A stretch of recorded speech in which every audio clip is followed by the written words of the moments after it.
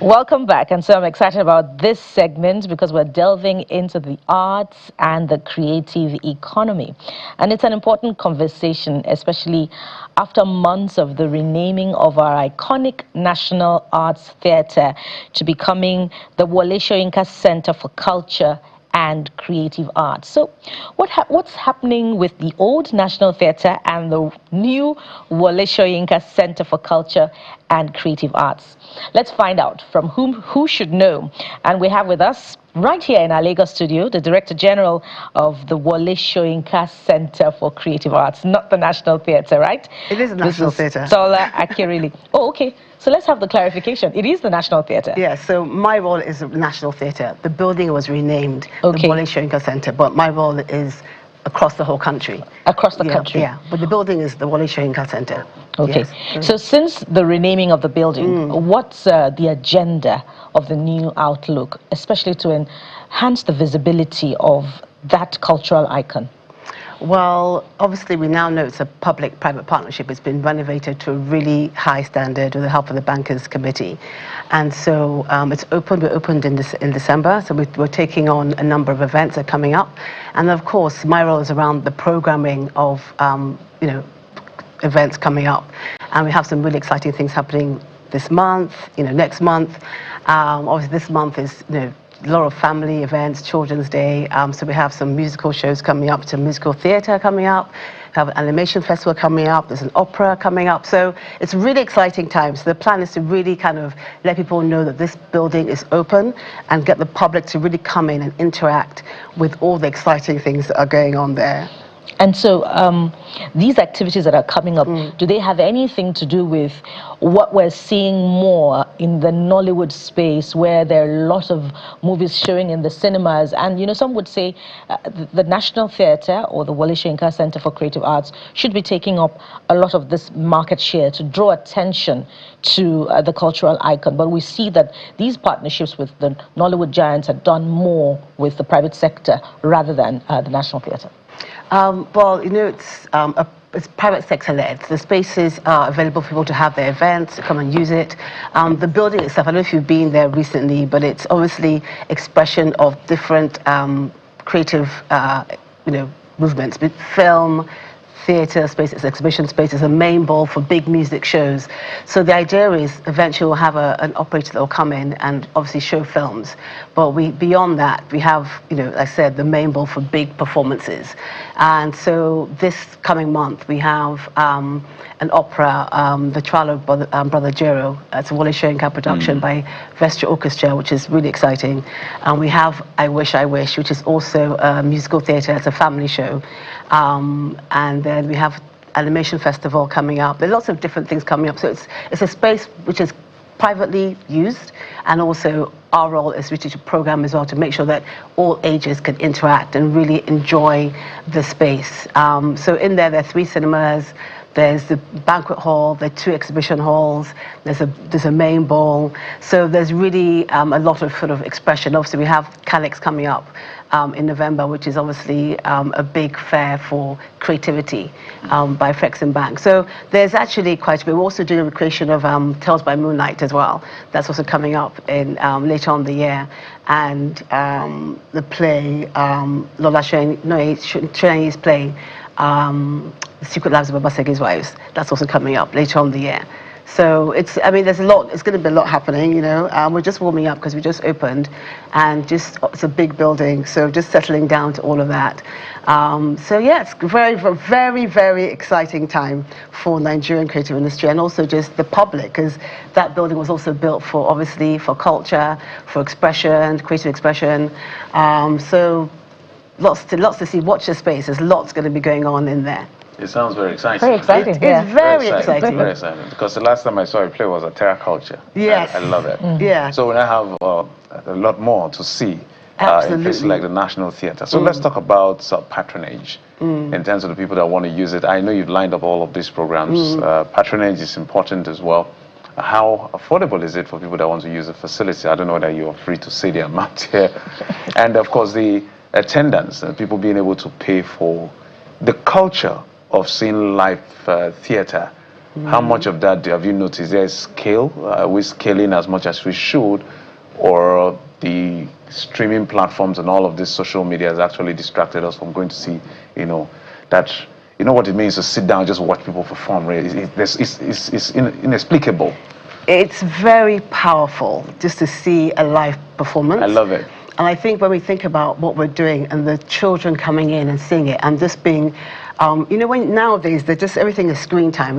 They're just on their phones. The concentration is low. But when you see something that grips you and holds you for like an hour and 20 minutes, we had a smaller showing of the performance actually at Terra Culture. Before the theatre opened up, and the responses we got from children who hadn't been to theatre for so many years, there was so much excitement, there was so much passion that we have to keep this going. And it actually started off from our summer camp that we did last year with the children. They were there every day from 9 till 3, and this production started from there. Obviously now it's a world-class show. We have a lot of professional dancers coming in. It's going to be big.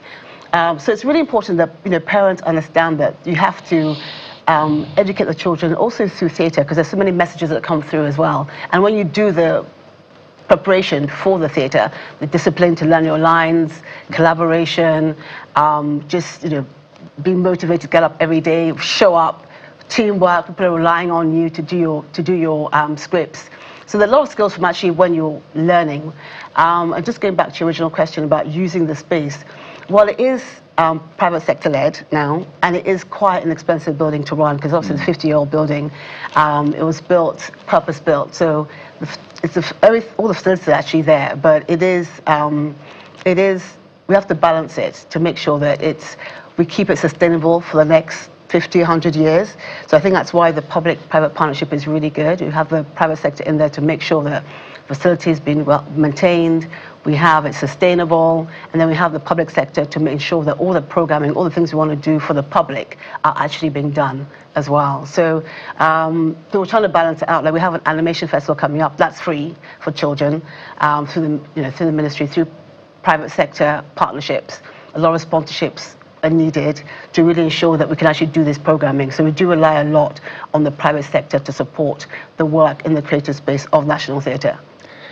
So I was looking through your bio, and I see the rich experience you've had in investment banking, Credit Suisse, Deutsche Bank, BNP Paribas, graduate of Parsons School of Design. The point I'm trying to make is you have a lot of experience. Now, having this in your hands, a lot of people will want you to transform this and churn out a lot of money. It's as simple as that.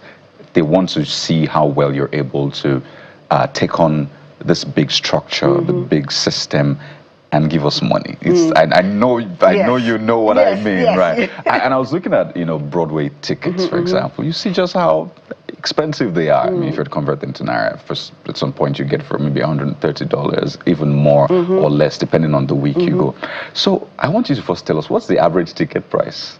Okay, for the National Theatre, so we'll see how far we are and how we need to get there. Okay, well, it depends. This particular show, the ticket price is about 25,000 Naira. Yeah. Okay. Yeah. We're getting there. Yes. And then we have other events that it's free. So that's about 25,000 Naira, because obviously it is a big production. You have 100 people in the cast. They're rehearsing for months in advance. You are now having to pay for the space because it has to be sustainable. Yeah. And so, yes, and we want schools to come, children to come. We do promos. We're doing an early bird promo right now. Right. So jump on that. So it's really like subsidized in that sense, would you say? Because for that kind of structure, because I've seen rehearsals, I've seen the kind of people, you see a lot of them actually go outside the country, perform, and you see how much they pay for tickets. Yeah. So how can we scale up really fast and have, at that, maybe not at the level of Broadway, but at least something that Africa can say, if you want the very best, go to Nigeria? Oh yeah, absolutely. I think a lot of work was done, capacity building last year. Whilst National Theatre was not opened for use, we feel very passionately, the Ministry of Arts and Culture, capacity building is really one of our key pillars. So a lot of work was training those in the industry already. A lot of work has been done in other creative sectors, but I think performing arts is something that's been a bit underfunded over the years. So we really need to get our performers to a certain level so they can really, do work that matches up to the world stage. And we have so many stories to tell. That's a wonderful thing. We have so much amazing literature that we want to take on stage. There's so many stories from us. And I think the idea for us is eventually these things come to national theatre. That's the standard. They should go out into the international circuit. And so how do you do that? You have to have access to markets. One, you have to train to that level. We have so many Nigerians who are diasporans who are doing amazing work in that field. A lot of them are coming back. When we first started National Theatre, the first, I think, summer, people came, they trained for free. They were excited, they were passionate. This is something that people want. They wanted to succeed, they want to be part of it. So there's a lot of excitement there. And I think that a lot of work has been done. I mean, we look at Bolanle at Terra Culture. She's done a lot of work in the past. But I think National Theatre can really elevate those who are already in the space by doing the training, by having access to markets. Obviously, it's people, when you think national, you think global as well. Then all countries have national theatres. I mean, ours is Wale Soyinka Centre now, but they all have national theatres, and they're looking for content. People in the UK have reached out, looking at what's going on in Nigeria. They see the music, they see the fashion, and they're asking. We have London. It's a multi-billion industry, the West End. People, when you go to London, you must stop and see a show at some point. So we have a really unique opportunity to really elevate this industry.